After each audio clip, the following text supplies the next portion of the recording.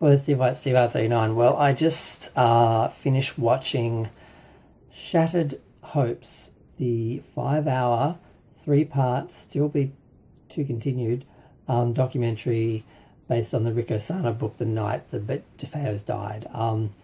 Now, I've been meaning to watch this for years, and I just did a Amityville marathon where I watched all the movies and I watched the special features. I started to watch some of the documentaries, and this was one that I had always wanted to watch because he had this website called the DeFeo Murders, or the Amityville Murders, or whatever. It was a fairly prominent Amityville site back in the day. And then he wrote the book, and I always thought it was curious to think there was more to do with the actual case.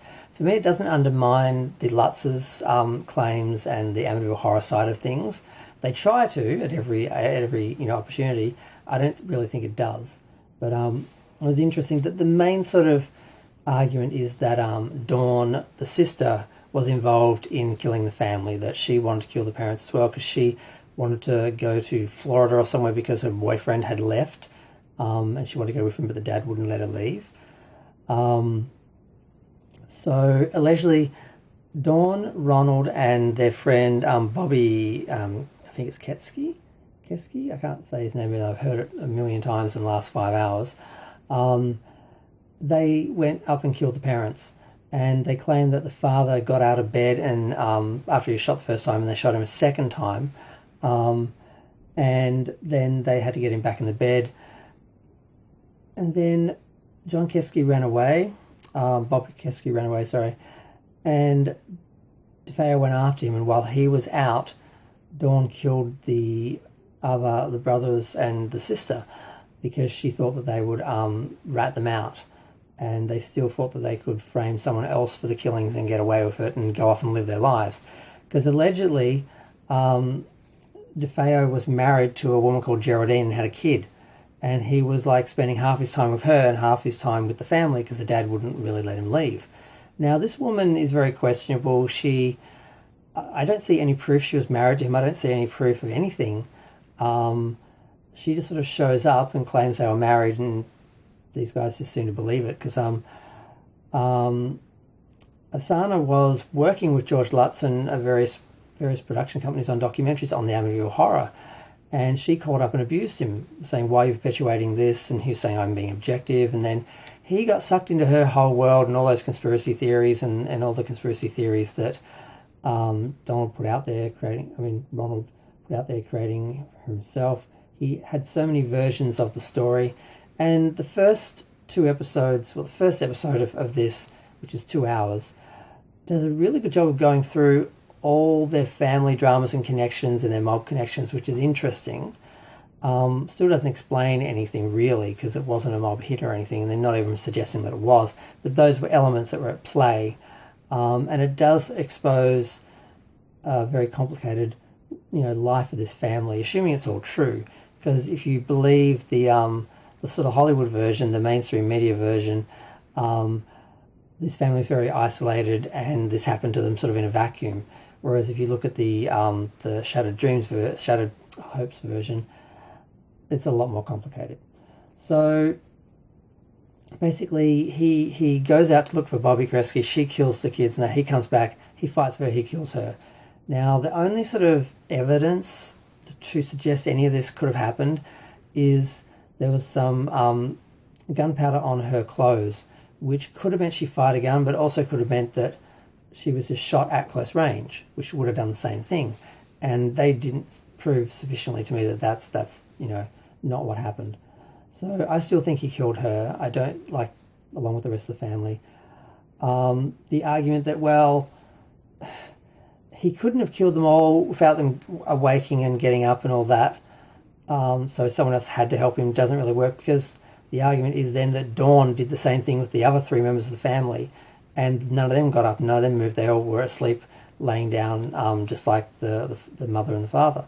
So it doesn't really undermine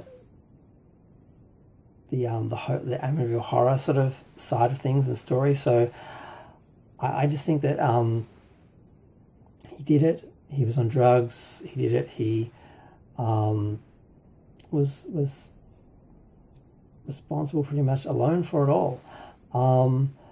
Now, Geraldine was trying to help him in jail. Because he tried the insanity defence for an appeal, it didn't work. He tried to get some sort of probation or to get out by basically making up a character called Richard Raimondo, who was supposedly Geraldine's brother, and they were blaming him, and basically they made Bobby Kesky into him. And all his friends who were supporting him, that there was this third person involved and Dawn was involved, all had to sort of walk away from the case because they would have been perjured, because he changed the story and made this person they were all sort of giving evidence was involved into this fictional character. So the whole thing is just insane. But the last half an hour of the documentary, of the third part of the documentary, they just try and undermine the Lutzes. And there are so many things they throw at them. They claim that they were involved early on. They knew about the house. They wanted to buy it specifically because they wanted to use it to try and summon energies and this, because they believed in all that. And supposedly they contacted the lawyer months before that. And I don't believe any of this. These people all have an agenda. They are pushing their own books and their own stories, and the Lutzes have their story. They have their sort of counter story, and you can't really trust anyone in regards to what they say about the others. So, and a lot of things they suggest that prove the Lutzes, were lying, don't really prove anything, and it's just their opinion, and it's just their interpretation of events, and the only thing that really are established are the facts that they're, building things around, and it's all pretty unsavory and weird.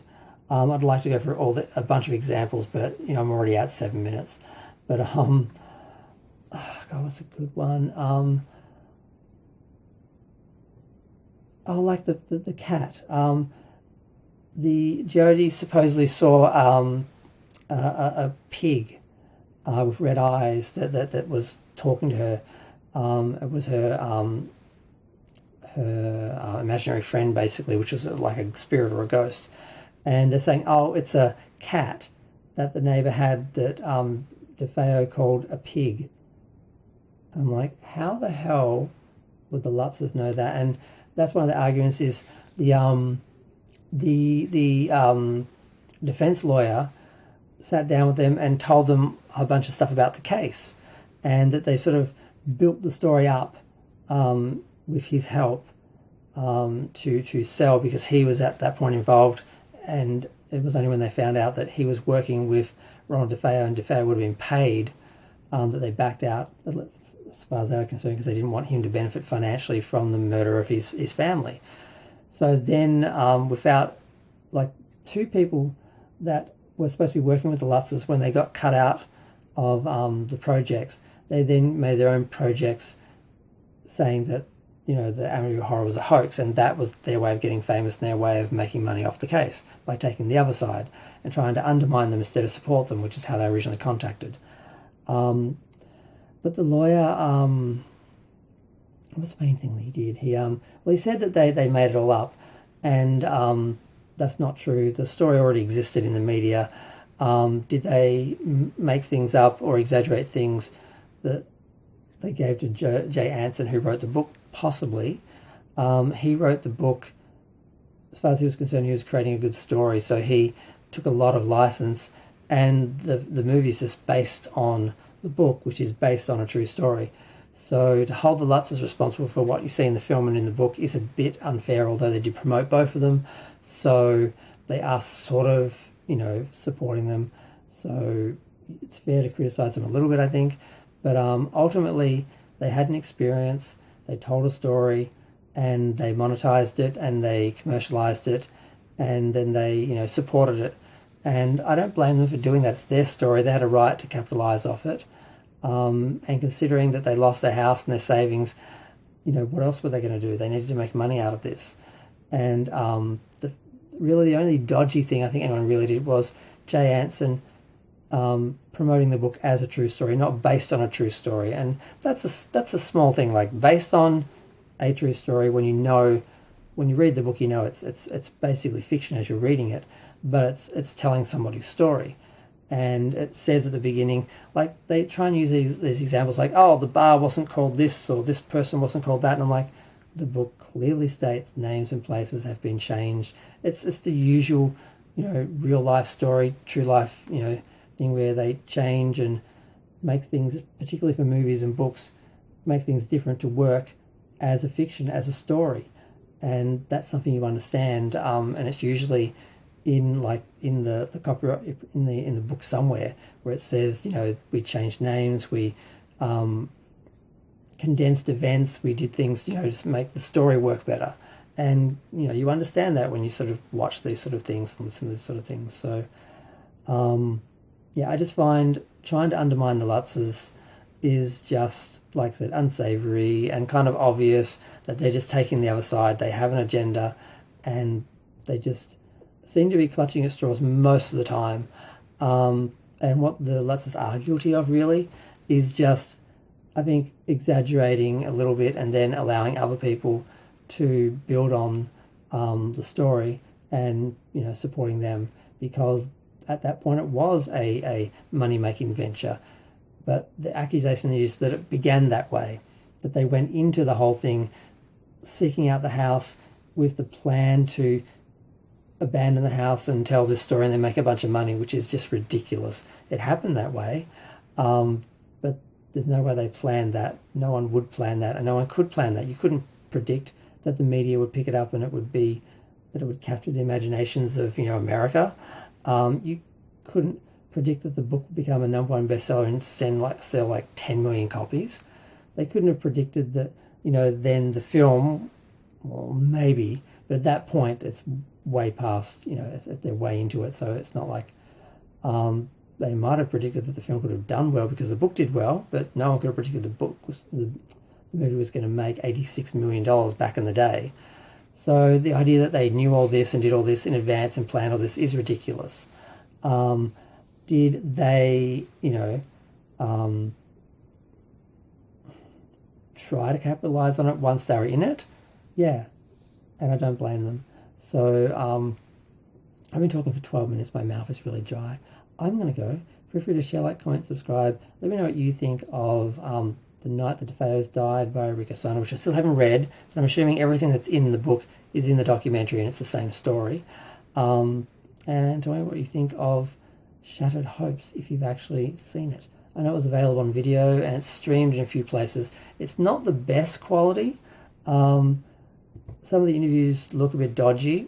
Some of the reenactments are a bit high school drama class. And the main guy playing Ronald Defoe Jr. isn't a great actor, and he has the worst beard and wig, and I don't understand why they didn't just find someone with a beard, or at least find someone who could apply a beard that looks real. Most of the other actors playing the characters look very much like the characters and do a good job, but Dawn's not that good. But yeah, some of them. So yeah, overall, it was okay. The reenactments were interesting. It plays sort of like, one of those docuseries where they reenact most of the scenes and you're seeing it mostly through reenactments, and you sort of almost feel like at moments you're watching a TV show, but you're not, because of all the interviews and the format. But I'm still talking. It's been 13 minutes. I'm going to go. Bye.